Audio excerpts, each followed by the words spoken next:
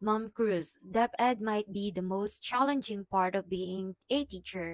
Pero naway maging instrumento ka ng katulad naming fresh LPD na tatahakin anumang pagsubok. So may una pang comment si ma'am dito, sabi niya, hindi ko po passion ng pagtuturo and never ko po. So ayun, never expect na ito yung magiging path ko rin. All I know is binigay sa atin yung imposible na vision na akalain natin, kakayanin natin para sa bata. Alam niyo ba, when I was in high school, nag-uusap-usap kami noon hanggang ngayon. Nai-imagine ko pa na nasa stage kami noon ng mga kaibigan ko. Grupo kasi kami noon. Tapos nagtatanungan kami, ano yung course na kukunin namin pagka-graduate namin ng high school. So sabi ko noon, never ako magtuturo, hindi teacher ang kukunin ko. Kasi yun yung sabi ng mama ko, hindi ko daw bagay maging teacher. Yung pasensya ko mukha daw akong masungit, ganon. So dun pa lang, parang na-distract na ako na hindi talaga teaching ang pipiliin ko.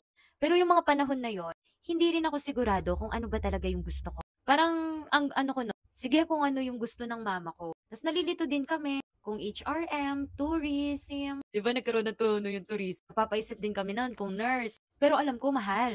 Tapos nasa abroad yung mama ko. Sabi niya, o kaya business na ganon. Kaya ang kinuha ko noon, accountancy. Yes, nag-enroll ako noon ng accountancy. So mahabang kwento. Tapos nag-aral din ako ng cosmetology. Pero habang lumilipas ang panahon, hindi lang siya lumilipas may mga nangyayari sa akin. Hanggang sa napadpad na talaga ako dito sa teaching.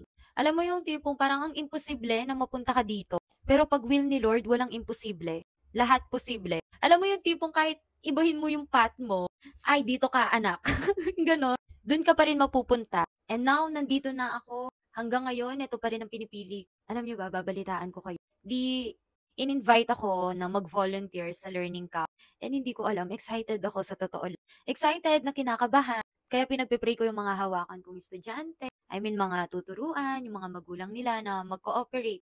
At ito yung masasabi ko sa inyo, dito ko nakikita yung worth ko. Dito ko nasasabi na, uy, may nagagawa ako, may naaambag ako. Kapag nagagawa ko siya, masaya ako. Pero kapag hindi ko nagagawa yung isang bagay tulad dito, nai-stress ako ng konti. Pero yung stress na yun kasi gusto mo, may gagawin kang maganda. Nai-stress ka in a way na kasi alam mong mas best kang ibibigay. I mean, best kang ibibigay. Kaya sa totoo lang, mahirap magsalita ng patapos, 'di ba? And sa totoo lang, nakakakilig din yung mga sinasabi niyong maging instrumento ko and praying. Na pinapakita ko yung realidad sa inyo, sinasabi ko, but still na motivate and na-encourage ko kayo.